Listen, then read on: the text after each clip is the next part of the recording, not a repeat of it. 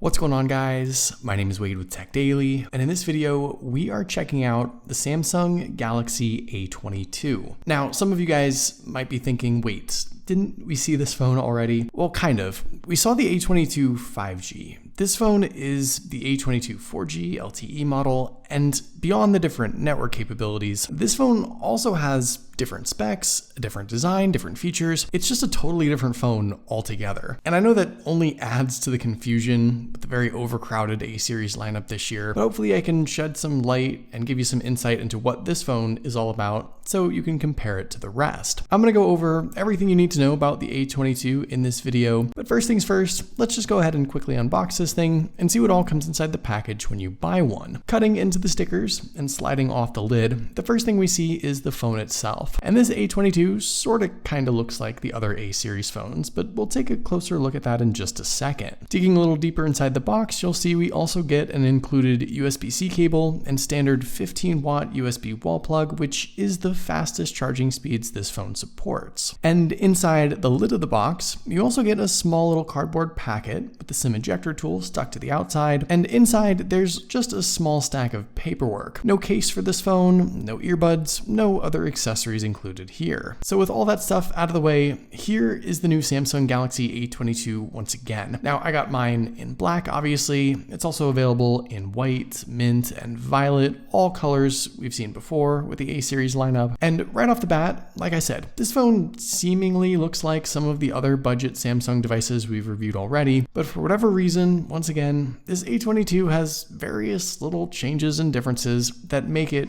strangely enough, just a completely different device in a number of ways. Now, first off, size-wise, this is a 6.4-inch phone, that's the screen size, and that ties it with a regular A32 as smallest in the A-series lineup by just a fraction of an inch. Still, for me, in the hand, I sort of notice its slightly smaller profile. It's a little more compact and comfortable, it's less of a stretch to reach all the corners and edges, and I think if you don't enjoy using a 6.5 or 6.6-inch phone, this slight downsize is a welcome change. Up front, we do get a very familiar design. This phone has that rounded or infinity U teardrop notch for the selfie camera up top. Towards the bottom, there's a noticeable bezel there for the chin, but all in all, you're still getting about an 84% screen to body ratio, which isn't bad. And like I said, it's a very familiar design and setup here, all things considered. Around back, the A22 is made of plastic like the rest of the A-series lineup, but this phone gets a shiny, glossy finish, which is definitely a fingerprint magnet. There's not much more to say here, really. You've got a metal-like frame, which is more of a matte finish. The phone is fairly slim with a flat profile, no real curves, just a slight taper on the back edges. It's maybe a little lighter than average. That's one thing I noticed. There's also no waterproofing or IP rating either, so keep that in mind. But just for kicks, let me show you what this phone looks like compared to some of the other A-series devices, because what Samsung did here is just really bizarre. It might be hard to tell at first, but literally every single A-series phone this year has a slightly different design,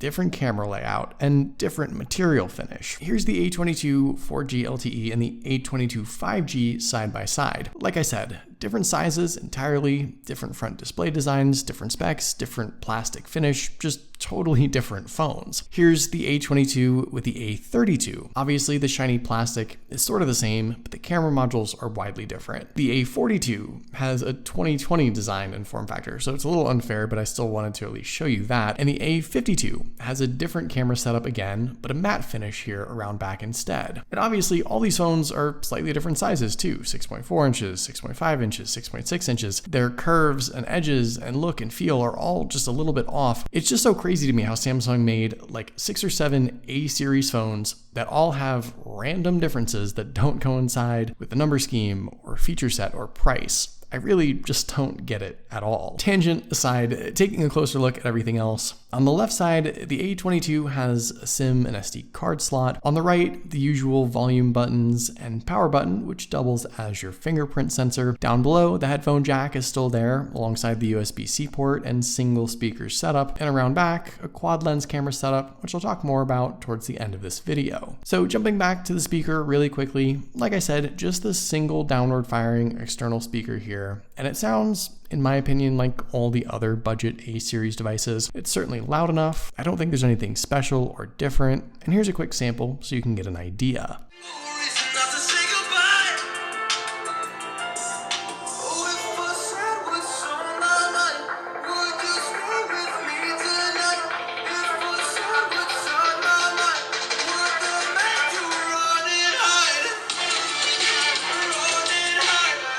The side-mounted fingerprint setup on this phone is also really solid. Obviously, the placement is great. I really like having this power button sensor combo. I also think it's very quick as well. I haven't had any real issues with accuracy, and if it needs to retry, it does so without issue. You can just barely touch your finger on the sensor and it opens right up. You don't even see the lock screen. There's face unlock here too as an additional unlocking method. With this, it's okay, I think. It's not the fastest in the world, and the animation isn't particularly smooth, but it still gets the job done anyway, and it's nice to have that additional method. So one thing about this phone that I think makes it stand out against the A22 5G and some other A-series phones in the lineup for that matter this year is the display. And we've got a couple really great things going on here. First off, the 6.4-inch screen is a Super AMOLED panel, already a big step up from the LCD displays on some other A-series phones. The downside is it's just a 1600 by 720 resolution and packs in about 274 pixels per inch. So while AMOLED is a plus, the resolution isn't quite up to par. Still, I appreciate the bold, bright, colorful display this thing packs. And coming from the A22 5G, which has a TFT display, I think there really is a difference in the viewing experience here. I'd personally take this 720 resolution AMOLED display over a 1080 LCD. It's just kind of a shame that that's the choice we're stuck with. All in all, you might be able to pick out some pixels up close,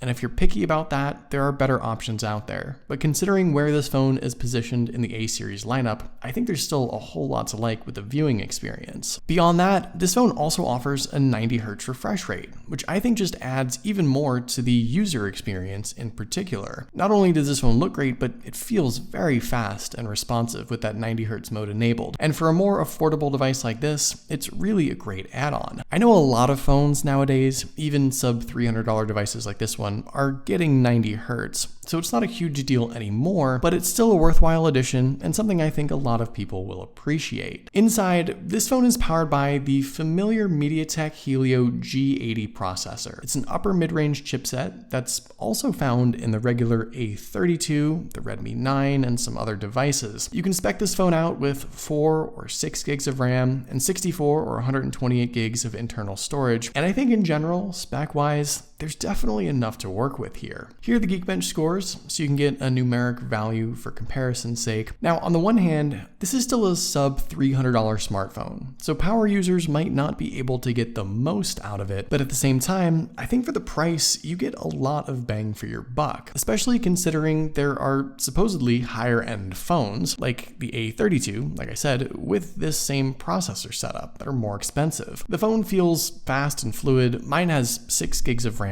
which I also think is plenty to keep most apps up to date and current while getting some more graphics heavy stuff loaded up in a timely manner. And comparatively, with what you might pay for an A02S or A12, jumping up to the A22 just gives you a lot more power and capability for not a whole lot more money, which I like. I'm excited to put this phone to the test in my full review, but I think there's a lot to work with in the A22, and I'm interested to see how it can handle my day-to-day usage. Also, this phone is powered by a really good sized 5000 milliamp battery. Now, you might not be able to get as much out of it when you throw in a big bright AMOLED display, 90Hz, and a slightly higher spec setup versus the cheaper A-series phones that also have 5000 milliamp batteries, but I think this is a full day and then some sort of phone, especially if you aren't a really heavy user. The downside is that with just 15-watt charging support, the big battery is going to take close to 3 hours to fully charge. There's not much that can be done about that, but I think you can at least stay off the charger, which is good. There's also no wireless charging on this phone either, or any other power features for that matter, so what you see is what you get.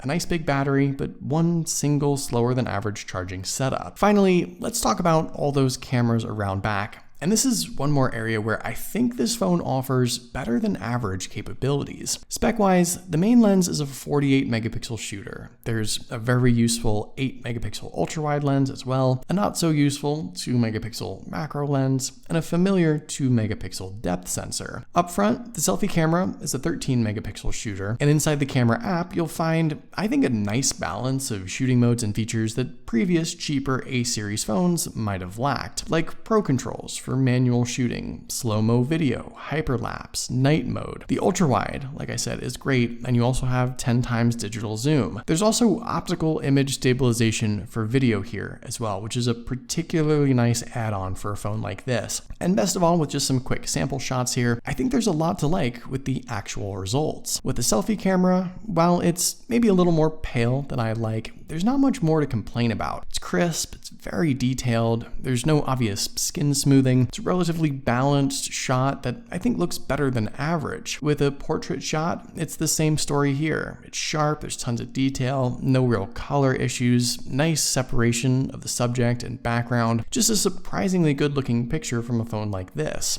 And with the rear camera, things get even better. I think the white balance is first off way better, it's less blue, more even, color looks better. Once again, there's a ton of detail in the shot. It's a great looking picture. And with portrait mode, again, everything looks really good. The pictures here are surprisingly consistent. They look really great, and out of everything this phone offers, I think I was just most surprised by how well the images turned out from a few quick sample shots. And I'm excited to see what this phone can really do. So it might not be so obvious at first, and I'll definitely have some comparisons with this phone and the A22 5G along with some other A series devices, but this regular A22 4G LTE is a very different device from all the rest. It's still a budget A series phone, but it offers a lot of surprisingly good features, like the 90Hz AMOLED display, the slight bump up in specs, and excellent shooting capabilities. And all those things I think set it apart from the crowd. These are of course just my initial impressions. Obviously, I'll go more in depth with my full review and some comparisons like I said, but at least right off the bat, I'm really liking what I'm seeing with this phone. What do you guys think? Is the A22 something you're considering right now? Let me know in the comments down below. I'd love to know your thoughts, of course. Hopefully you guys did enjoy this video. Be sure to follow TechDaily on Twitter and subscribe to the TechDaily YouTube channel if you haven't already, and I'll see you guys later.